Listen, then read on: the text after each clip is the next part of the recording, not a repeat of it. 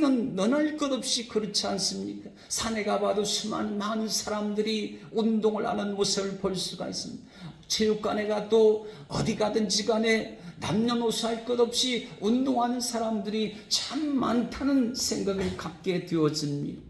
또 한편으로 어떻게 하면 음식을 식이요법을 잘해서 우리가 병들지 않고 건강하게 잘 살 수 있을까? 심혈관을 튼튼히 하고 노화를 예방하고 건강한 삶을 위해서 부단하게 노력하는 현대인의 모습들이 참으로 많이 있지 않습니까? 그런데 문제는 무엇인가 하면 뇌에 대해서는 그다지 관심이 없다는 것입니다. 요즘에는요, 뇌에 대한 뇌 연구학자들이 얼마나 많은지 모릅니다. 뇌과학이란 말들을 하지 않습니까? 오늘 뇌가 굉장히 중요하다는 것이죠. 오늘 뇌의 능력 또한 뇌의 생각하는 크기를 개선하기만 하면 삶도 변화를 가져오게 된다는 것이죠. 오늘 신체가 튼튼하고 오늘도 마라톤 달리기를 하지만은 건강하다 할지라도 뇌가 건강하지 않으면 신체를 자유롭게 마음껏 우리가 활동하고 생활하는 데에 어려움을 가질 수 있다는 것입니다. 그러나 우리가 뇌가 건강하면 신체를 잘 활용할 수 있습니다. 우리 육신의 체력을 잘 보강하고 체력을 잘 움직여서 살아갈 수 있게 하는 것이 바로 뇌라는 것입니다. 오늘 그러기 때문에 뇌 기능을 강화해야 되는 것이죠. 뇌의 기능을 강화합니다. 뇌의 학습 능력도 키우는 겁니다. 뇌 운동을 해야 되는 것입니다. 야, 어떻게 뇌 운동을 하냐? 뇌가 단단한데 도대체 뇌를 두들기란 말이냐? 뇌를 벽에다 박치기를 하란 말이냐? 뇌 운동을 어떻게 합니까? 뇌 운동을. 수많은 신체 기능은 다 운동을 하고 뛰고 하자면 마사지를 받든지 간에 그리하면 신체는 건강함을 누릴 수 있지만 이 뇌라고 하는 거, 뇌를 어떻게 운동시키고 강화시킬 수 있는지 고민을 할 수 있는 것 아니겠습니까? 그러나 오늘 뇌는 생각하게 합니다. 뇌는 온 신체를 움직이게 하는 기능적 역할을 가지고 있다는 것 아니겠습니까? 오늘 그래서 하나님은 너의 마음과 생각을 지키라고 그랬습니다. 너의 마음과 생각을 지키라고 했습니다. 오늘 무엇을 지키는 것입니까? 믿음의 뇌를 지킬 것을 말씀하시고 있는 것입니다. 뇌 속에 우리의 믿음이 어디에 있어 있는가? 우리 믿음이 어디에 있습니까? 우리 심장 가슴 속에 가슴이 뛰어야 됩니다. 감정 속에 믿음을 담기도 하죠. 지식 속에 아는 믿음을 담기도 하죠. 우리의 삶의 의지적 결단 가운데 믿음을 담기도 하지만 그러나 궁극적인 그 중심 핵심은 뭐냐면 뇌라고 하는 마음을 일으키고 생각을 일으키는 그 믿음이 뇌 속에서 불러 일으켜 나온다는 것을 깨닫게 된다는 것입니다. 그렇기 때문에 믿음의 뇌를 강화시켜야 된다는 사실인 것이죠. 오늘 어느 시대이든지요, 역사의 큰 위기를 돌파하는 심지어 지구의 종말에 이르기까지요, 시대마다 지금 수많은 고대로부터 지금까지 마찬가지인 것이지. 역사의 위험으로부터 벗어나게 했던 이들은 도대체 누구인가 하면 바로 하나님과 교통하는 사람들이었다는 것입니다. 하나님의 사람들이 대부분의 문제를 해결했어요. 역사의 전환점을 가져왔던 것들도, 문명을 새롭게 쇄신했던 것들도 하나님과 교통했던 믿음의 뇌를 갖고 있는 사람들이 세상을 새롭게 변화시키고 세상을 아름답게 지키고 만들어갈 수 있도록 그들이 중심 역할을 했다는 것입니다. 우리 성경을 보자면 노아가 그랬지 않습니까? 노아가 새로운 시대를 열어갔지 않습니까? 하늘에 무지개가 뜨고 있지 않습니까? 실제로 노아의 방주를 발견하기도 했어요. 링컨이 그랬지 않습니까? 오늘 윈스턴 처칠이 그랬지 않습니까? 전부 다 크리스찬인 것이에요. 하나님과 교통하며 에녹처럼 하나님과 동행하며 살아가는 사람들이었다. 하나님을 믿는다는 것은 뭐냐면 뇌가 살아있다는 것을 가르쳐주는 거예요. 다시 말하면 생각이, 하나님을 향한 생각이 살아있다는 걸 가르쳐 준다는 것입니다. 오늘 그렇습니다. 하나님과 교통하는 사람들, 하나님과 교통할 때에 주어지는 것은 무엇입니까? 바로 창조의 능력이 따라오는 것. 창조의 능력이. 또한 이 길을 꿰뚫어 볼 수 있게 하는 거예요. 하나님과 교통할 때에 이 길을 꿰뚫어 볼 수 있는 관찰력이 생겨요. 또 한편으로 상황을 진단하는 지혜가, 하나님과 교통하는 믿음의 뇌를 활성화시킬 때에 지혜가 발동되어지게 된다는 것이. 오늘 하나님과 교통할 때요, 의로운 판단을 갖게 되어지는 거예요. 뇌가 그렇게 되는 거예요. 뇌가 하나님을 생각하는 뇌를 깨우는 거예요. 믿음의 뇌를 깨우게 되어지면 선악간의 분별력이, 판단력이, 또한 의로움이 도대체 무엇인지, 이런 것들을 우리가 분별을 생각하고 잃지 않고 놓치지 않는 복되고 거룩한 삶을 살게 될 줄 믿습니다. 하나님의 은혜가, 믿음의 역사가 우리의 뇌를 통해서 이루어져 나가게 된다는 것이죠. 인간의 슬픔 많잖아요. 인간의 슬픔을 기쁨으로 돌려놓고, 또한 막다른 사면초가 속에서요, 이경 가운데 삶의 역경에서 돌파구를 찾아서 소망을 가져오는 능력도 뭡니까? 바로 하나님과 교통하는 신앙인에게 주어진다는 거예요. 여러분, 모세를 생각해 보세요. 모세가 애굽의 수많은 70만 장정의 200만이 되는 이 무리들을 어떻게 하여서 가나안 땅으로 이끌 수 있는 그 홍해 바다를 갈라 나갈 수 있었느냐는 것이죠. 그것은 바로 하나님과 교통하며, 하나님과 교통하며, 방법이 없습니다. 죽습니다. 애굽 군사가 밀려옵니다. 저들의 칼에 죽든지 다시 애굽으로 끌려가든지. 그러나 모세가 하나님께 기도하는 거죠. 하나님을 향한 믿음의 뇌를 엽니다. 하나님과 교통합니다. 하나님 말씀하시죠. 너의 들고 있는 지팡이를 그냥 두었느냐? 너의 지팡이를 사용하라고. 지팡이를 들고서 홍해바다를 향하여 내밀면 그 홍해바다 갈라질 것이라고 하는, 그래, 하나님과의 교통이 홍해바다를 가르고 민족을 살리는, 애굽 민족의 군사들을 다 수장시키는 승리의 놀라운 역사를 가져온 것 아닙니까? 하나님과 교통이 이리 중요한 겁니다. 그렇기 때문에 하나님과 교통함으로 뇌의 팽창 능력을 키워야 됩니다. 뇌를 쓰지 않으면 뇌가 어떻게 됩니까? 뇌가 자꾸 쪼그라드는 거예요. 뇌가 생각이 자꾸 작아지는 겁니다. 더불어서 하나님과 교통이 줄어들면 그 믿음의 뇌도 자꾸 줄어들게 되는 것입니다. 뇌를 키워야 되는 겁니다. 우리 한번 고백해요. 뇌를 키우십시다. 뇌를 키우자. 뇌를 키워야 돼요. 뇌를 키워야 돼요. 어떤 사람은 우스갯소리지만 머리통은 항소만하고 큰데 뇌는 주먹하고 아주 작은 뇌를 가지고 있다고 한다면 그것이 되겠습니까?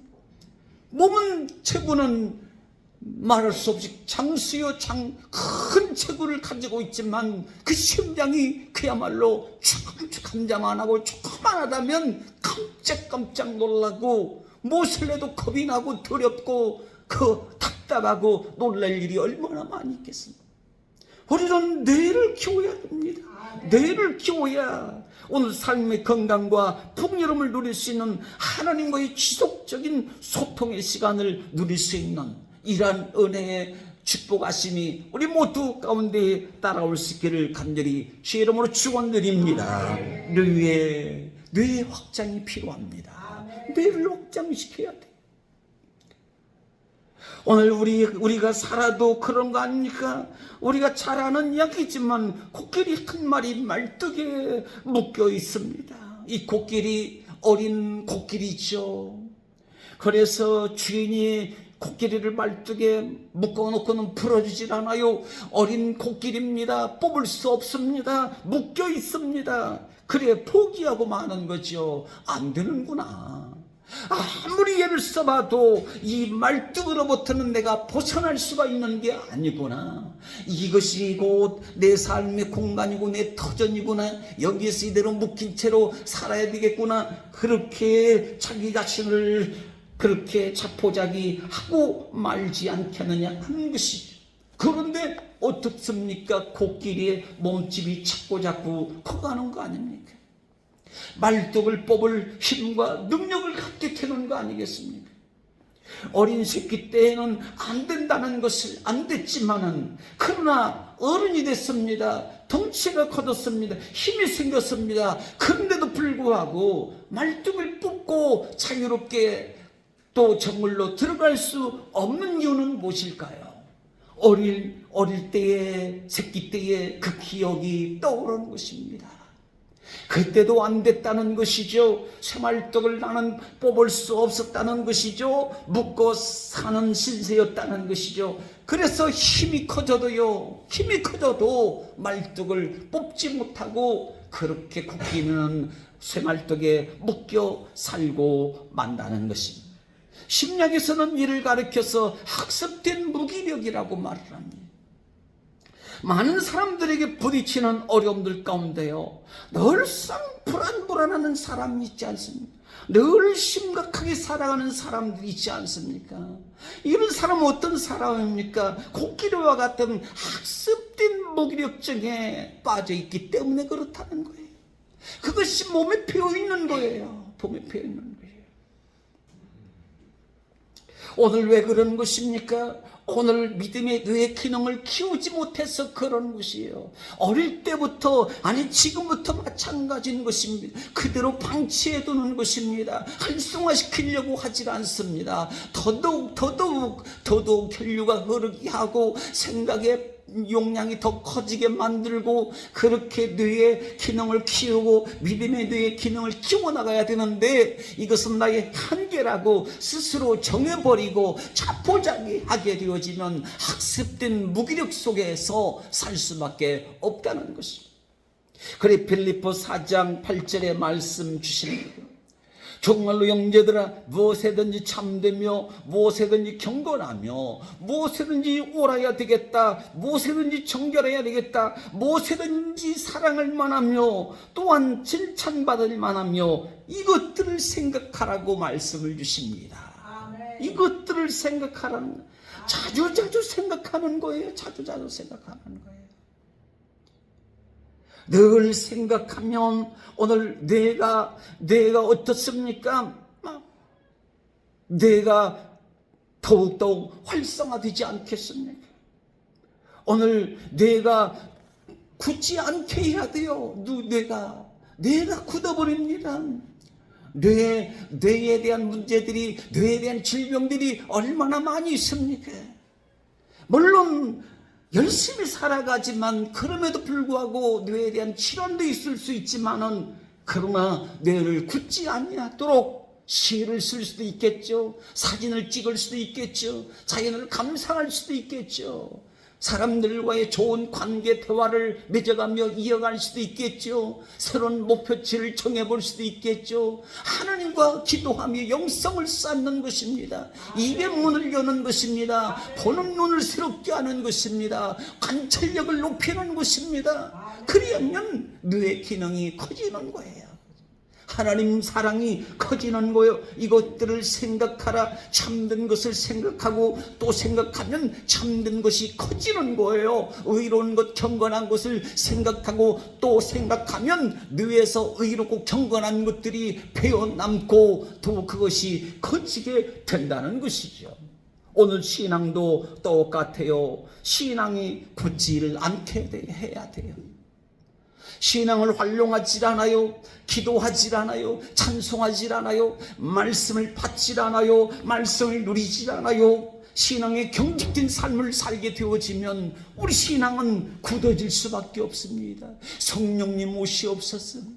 성령님 오시옵소서. 오순절 바가마가의 다락방처럼요 간절하게 예루살렘 떠나지 않기를 작정하는 것입니다. 하나님 나에게 뇌의 건강을 주시니 신체 기능 모든 오장육부가 활발하게 움직이게 하시고 강건의 축복을 더해 주시니 성령님 오시면 내 뇌가 살게 사오니 생각이 살게 사오니 건강의 축복을 누리며 범사에 감사하며 살게 되어지는 은혜가 더불어 따라오게 될 줄 믿습니다.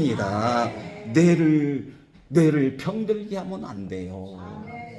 뇌를 축소시키고 뇌를 약하게 하면 안 됩니다. 믿음의 뇌를 약하게 굳어버리게 만들면 안 된다는 거예요. 오늘 말씀 사도 바울 통해서 주시는 말씀이 뭡니까? 자기 진리의 불확실함을 내려놓으라고 말씀해 주시는 거예요. 4절에 사도 바울은 그동안 자신은 육신을 신뢰했었다고 말을 합니다. 육신은 곧 세상 아닙니까? 오늘 세상이 육신이에요. 육신입니다.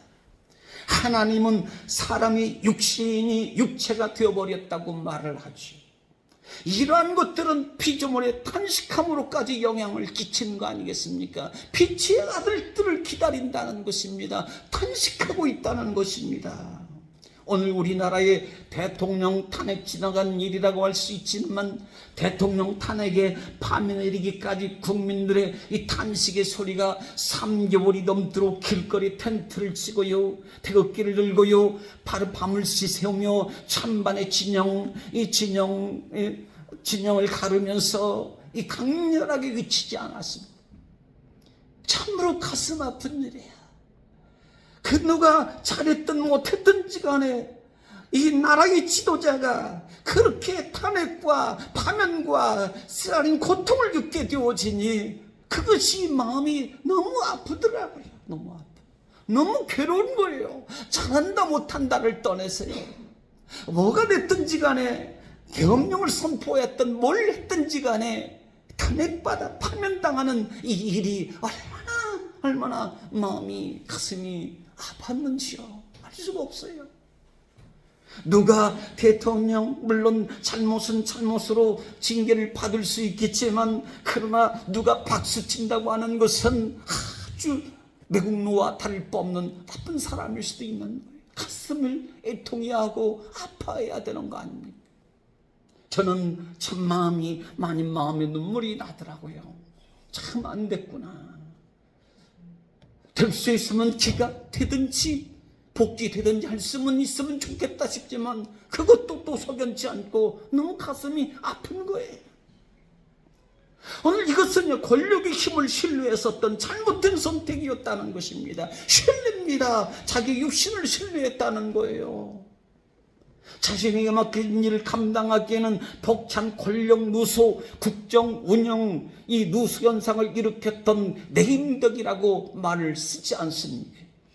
신앙도 그럴 수 있다는 거죠. 가면 갈수록 좋아져야 하는데 가면 갈수록 신앙이 굳어지고 믿음의 힘을 못 쓰는 영적 병든 자의 내임덕 증후군을 앓는 일이 있다고 한다면 이건 굉장히 슬픈 일이 아니겠습니까? 슬픈 일이에요. 탄식할 일이. 오늘 페이스북에요, 한국의 직업별 특징이라는 글이 올라와 있어요. 검사는 정의에 관심이 없다. 기자는 진실에 관심이 없고 의사는 환자에 관심이 없고 조금 그렇더라고요. 목사는 예수에 관심이 없다는 4가지 문구가 떴어요. 이러한 사회적 신앙적 병폐는 하루 이틀의 문제가 아닐 것입니다. 우리라고 거기에서 제외될 수 있는가요? 나도 관심이 없는지 모릅니다. 예수님에 대해서 관심이 없는지 모릅니다. 나라까지는 가지 않아도 한 영혼에 관심이 없는지 모릅니다. 오늘 무엇 때문에 이러한 글들이 쏟아져 나오는 것일까? 사실은 가짜도 많이 있잖아요. 이러한 것들은요, 지금까지 붙들고 있었던 이 자기 완벽주의에 사로잡히게 된다는 것은 타인의 의견을 받아들이기를 싫어하는 이 융통성이 아니라 융통성이 아니라 경직성, 완고주의가 낳는 가져온 자신만을 신뢰하고 있는 육신의 자기 생각을 신뢰하는 것들이 자신도 죽고 타인도 죽게 만드는 오발탄 부작용이 너무나도 크게 나타나고 말더라는 것입니다. 오늘 6절에 뭐라고 합니까? 사도 바울은 말합니다. 나는 박해자였다. 나는 박해자였다. 오늘 자기 육체에 실려는요, 핍박을 가져왔습니다. 핍박하는 삶을 살았죠. 오늘 폭력을 일삼는 삶을 살았죠. 이는 오히려 자신을 한쪽 모퉁이에 감금시켜버리는 비인도적인 생명을 적대시하는 자기 확신에서 비롯되어진, 오늘 자기 또한 지식과 감정이 광기 어린 분노로 발전해 버리고 말았더라는 이야기입니다. 오늘 하나님을 믿는 자라고 하지만요, 하나님을 등진 자의 모습을 가진 자였습니다. 그래서 예수님은 다메섹에서 처음 만났을 때 바울들어 뭐라고 합니까? 너는 왜 나를 그렇게 핍박하느냐는 거예요. 왜 그렇게 쫓아다니면서 왜 어찌 그렇게 핍박하느냐? 그것도 그렇게 할 일이 없느냐는 것이죠. 육체의 신리에 사로잡힌 사람, 율법이라고 하는, 율법을 지켜야 된다고 하는 행위적 육체의 신리, 자기 신리에 사로잡힌 자의 모습이었던 것이죠. 이웃을 힘들게 한다는 것 무엇일까요? 주님을 핍박하는 것과 같은 거예요. 그리스도인들을 핍박했습니다. 사도 바울이 사울이었을 때요. 그러니 너는 나를 핍박하는 거야. 그리스도인들을 왜 핍박하고 그러는 거야? 우리가 이웃을 나쁘게 하는 것, 예수님을 나쁘게 하는 것과 같다는 이야기예요. 그러나 이웃을 사랑하는 것은 무엇일까요? 주님을 사랑하는 것입니다. 주님을 사랑하는 것은 무엇입니까? 이웃을 사랑하는 거예요. 여러분, 사랑하는 성도 여러분, 오늘 우리 안에 하나님의 사랑이 자기의 육체를 신뢰하는 것들을 내려놓고 하나님의 사랑이 가득히 넘쳐나시기를 간절히 주의 이름으로 축복합니다. 하나님의 사랑이 필요합니다. 뇌가 살아있는 사람, 하나님과 교통하는 믿음의 뇌가 기능을 다하는 사람, 사랑이 넘쳐나는 사람이죠. 이사야 43장에 기록되어 있는 출애굽 사건 이후에 광야 가운데 하나님을 찬양하라, 하나님을 예비하며 찬양하라는 말씀을 주시면서 그 18절 말씀 속에 뭐라고 말씀하시는가 하면, 지난 일을 기억하려고 하지 말고 옛일을 생각하지 말라고 말씀해 줍니다. 오늘 옛것의 지배를 받으면요, 앞으로 나갈 수가 있어요, 없습니까? 없습니다. 오늘 어린 코끼리가 그 새말뚝에 붙잡혀서 그 학습된 무기력 속에서 어른이 됐지만도 불구하고 끝없이 그 안에 갇혀 사는 것처럼, 오늘 옛것에 지배받으면 더 이상의 성장도 진보도 변화도 새로움도 가져올 수 없다는 이야기인 것이죠. 퇴보현상이 일어날 수밖에 없는 것 아니겠습니까? 자꾸 뒤로만 옛것에 지배받는 육신의 신뢰를 따라 의지하게 되어지면 자꾸 어떻게 됩니까? 퇴화현상이 일어날 수밖에 없다는 이야기예요. 그래서 사도 바울은 나는 앞에 있는 것을 찾고자 나는 오늘도 다른 박질을 하더라 그랬습니다. 앞에 있는 것을 찾고자 선한 싸움을 싸운다. 오늘 그리스도인은 어떤 사람입니까? 오늘 예수님 안에서 옛사람이 새로운 피조물이 되어졌다는 것이죠. 새 사람이 하나님의 은혜를 입고 새 사람 하나님의 백성이 되어졌다는 것입니다. 내가 할 수 있는 일이었을까요? 내가 나를 묶어놓는 죄악의 옛사람을 뽑아낼 수 있는 힘이 내가 있는 것일까요? 안 되는 것입니다. 할 수 없지 않습니까? 그래서 예수님이 이 땅에 오셔 십자가 지신 거 아니겠습니까? 오늘 새 사람은 그래요. 육신에 사로잡히지 않는 새 사람은 어떤 사람인가? 예수님의 고난에 참여하는 사람임을 가르쳐주고 있어요. 과거에 신뢰했던 옛 세계관이 부서집니다. 부서집니다. 예수님 만났으니 과거에 내가 그토록 내세울 것이 많고 잘할 것이 많지만 예수님의 지식이 고상함으로 옛 세계관을 내가 부서뜨린다. 그리고 예수님의 세계관으로 바꿔진 사람이 사도 바울이었습니다. 완전히 달라졌습니다. 눈물 한 방울 흘리지 모르는 사람이었습니다. 교만할 때 그만하기 이럴 데 없습니다. 자기는 어렵다고 생각했습니다. 자기들이 만나는 모든 그리스도인들은 그야말로 시대에 덜 떨어진 사람으로 취급해버리는 이러한 사도 바울이 아니었습니다.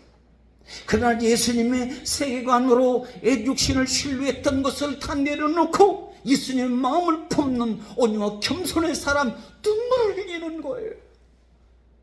만나는 사람들 눈물을 흘려요. 눈물을 흘리며 기도해주고 각지마다 다니면서 복음을 전하는 그러한 하나님의 종이 되었다는 것이죠. 나 자신이 아니고 하나님이 세우시는 의의 나라를 위해서 사는 사람이 되어 있어요. 그동안은 자기의 성취입니다. 그렇게라도 해서 하나님 앞에 있든지 간에 제사장 앞에 있든지 간에 내가 경건한 사람이라는 것을 확인시켜 주고 확인하고 싶었던 것이었던 것인데 그렇지를 않더라는 것이 이제 예수님의 사람으로 바뀌어졌습니다. 사도 바울이 그렇게 바뀌어졌던 것은 무엇을 통해서 알 수가 있는가 하면 바로 그가 이방인들을 향해서 복음 들고 나아갔던 그의 모습을 성령님이 증명해 주신다. 성령님이 사도 바울에게 지시하시고 성령님이 말씀하시고 성령님이 부르시고 성령님이 보내시고 성령님이 사도 바울의 삶의 모든 것을 청산하고 예수님의 세계관을 가진 사람임을 성령님이 증명해 주셨다는 것입니다. 오늘 하나님의 의에 참여하는 것은요 그리스도 예수 안에 있음을 말해주고 있습니다. 성경의 율법은요 사실상은 의를 말하고 있습니다. 오늘 세상의 모든 많은 책들을 읽어봐도요 거긴 답이 없습니다. 거기 진리가 없어요. 의의가 없습니다. 통로가 없습니다. 결론이 없어요. 그런데 성경만이 의의가 담겨 있는 거예요. 예수 그리스도가 담겨 있는 것이 생명이 있습니다. 율법은 1점 1도 틀림이 없다고 말씀하지 않습니다. 율법을 따르면 의의를 낳는다는 것이 유대 사람들의 생각이 분명했지. 그런데 어떻습니까? 이스라엘 백성들 생각하면 하나님을 떠났던 적이 한두 번이 아니죠. 하나님의 징계를 받죠. 얼마나 많은 징계를 받았는지 모릅니다. 오늘날요 이스라엘 가자 지구와 평화협정을 맺었다 하지만은 지금도 여전히 포탄은 쏘아야 되는 심하면 포탄 쏘아야 되고 하마스와 전쟁을 아직도 멈추지 않고 있지 않습니다. 중국은 대만을 자기 영토 삼켜여 포위 전쟁 연습을 하고 있다는 거 아니겠습니까? 우리가 모르는 그러한 세계가 얼마나 많은지 몰라요. 오늘 지구촌의 화약 냄새가 그치질 않고 있지 않습니까? 이러한 것들이 다 뭡니까? 인간이 내세우는 세속화된 의라는 것입니다. 결국 자기 신뢰는요 힘의 지배 원리에 따라서 자기의 온전성을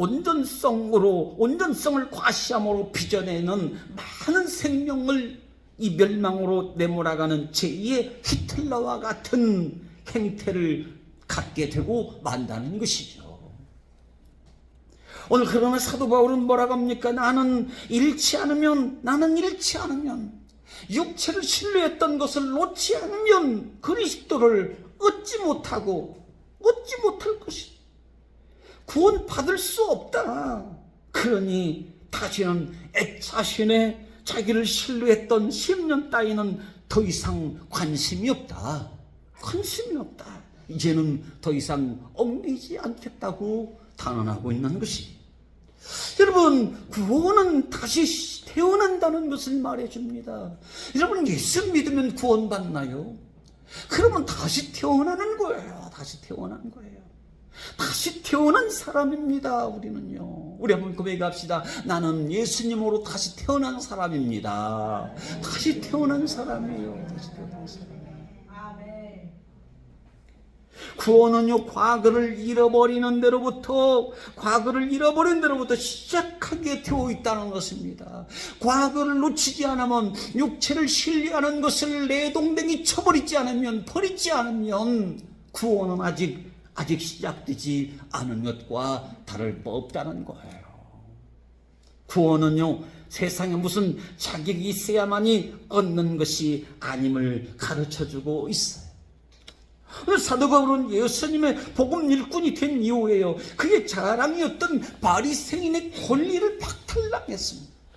자격 없어. 너는 정신 나간 사람이 되었다. 예수 어쩌다 만난지는 모르지만 너는 이제 더 이상 가말레 문화생도 아니고 바리새인도 아니고 아니다라는 것입니다. 박탈당했습니다. 히브리인이지만 예수님 안에서 히브리인이었습니다. 로마의 시민권자였지만 그러나 로마가 있는 건재하는 이상 로마의 시민권자인 것은 다를 바 없죠. 로마의 시민권을 가지고 천부장도 손댈 수 없는 이 복음을 증거하는 일에 최대한 사용하는 사람 바울이 된 거 아니겠습니까? 오늘 우리는요, 십자가에 주신 예수님 안에서 발견될 뿐이라는 것입니다. 예수님 안에서 나를 찾으려고 애쓰는 것은 예수님 안에서 찾는 거예요. 예수님 안에서 발견된 바울의 모습은요, 어떤 사람이요? 예수님의 고난에 참여하는 자가 되었다는 것입니다. 예수님을 발견하지 못한 사람은 예수님 받으신 고난과 참여를 못하는 거예요. 예수님을 모르니까, 예수님을 만난 적이 없으니까 구원의 확신이 아니라 자기 신념의 확신 속에 살아가는 사람들은 예수님 받은 고난을 참여하거나 짊어질 수 있는 힘도 능력도 믿음도 가질 수 없다는 이야기예요. 그러나 사도 바울은 어떻습니까? 사도 바울은 다 하나님의 은혜입니다. 내가 나된 것은 하나님의 은혜로 된 것이라 하였으니 예수님이 고난에 참여할 수 있는 믿음의 하나님의 일꾼된 사람이 된 거 아니겠습니까? 오늘 예수님이 고난에 참여하는 사도가 되었을 때 어떤 현상이 일어나요? 그 모습에 일어난 증거는 무엇입니까? 항우지의 이방 땅에 우상 미신 땅에 들어갑니다. 죽음이 기다리고 있는 거예요. 무슨 일이 일어날지 모르는 거예요. 그곳에 들어가서 하나님 나라를 세우는데 고귀하게 쓰임받았다는 것 아니겠습니까? 하나님의 교회, 하나님의 공동체를 이루는데 자신을 제물로 드리는데 성령님이 그를 증거해 주시는, 성령의 공동으로 살게 하시는 그러한 변화된 사도 바울이 있음을 가르쳐주죠. 오늘 에베소 2장 10절 말씀하세요. 우리는 그의 만드신 바 그리스도 예수 안에 선한 일을 위하여 지으심을 받았으니 이 일을 위하여 하나님이 나를 예비하셨다고 말씀하세요. 나를 하나님이 예비하셨어요. 니느웨 성을 위해서 요나를 불러서 그 백성들을 하나같이 왕으로부터 모든 백성들이 죄를 뒤집어 쓰고 회개의 구원을 이렇게 된 것처럼 하나님이 나를 예비하셨다.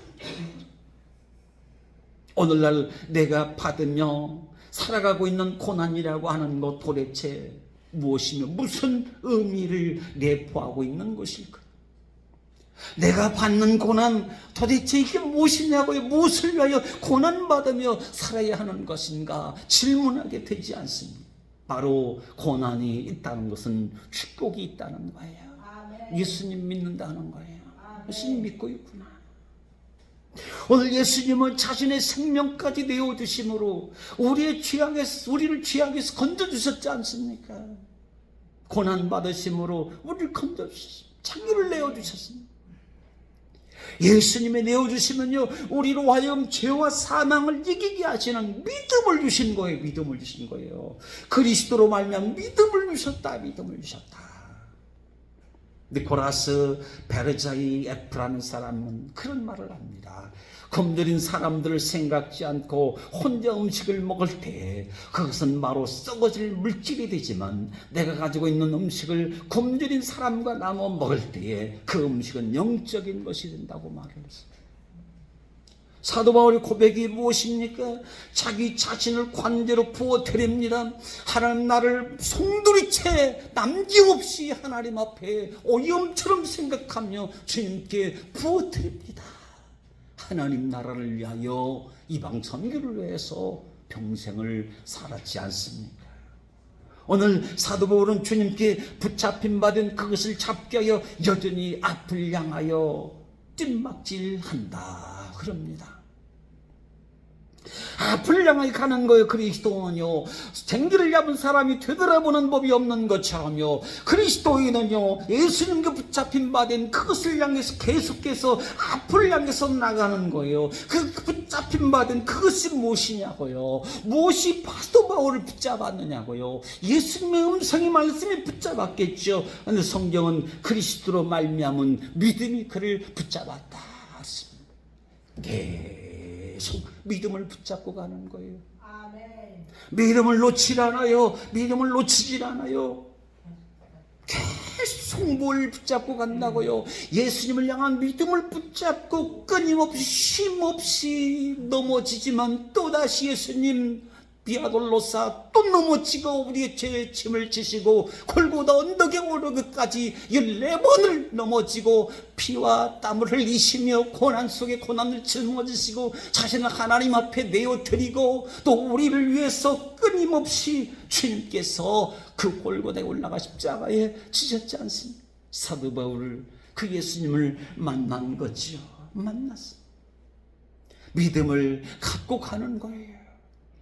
믿음을 잠시 어느 한 곳에 보관해 놓거나 믿음을 잠시 내려놓고 가는 것이 아니고 믿음을 묶어 놓아버리는 것이 아니고 육체의 신리에 놓아둬버리는 것이 아니고 육체의 신리로 사는 것이 아니고 예수님이 세계관으로 사는 주님으로 말미암아 주어진 믿음으로 앞으로 전진해 나가자. 앞으로 나아가는 것, 이게 그리스도인인 거예요.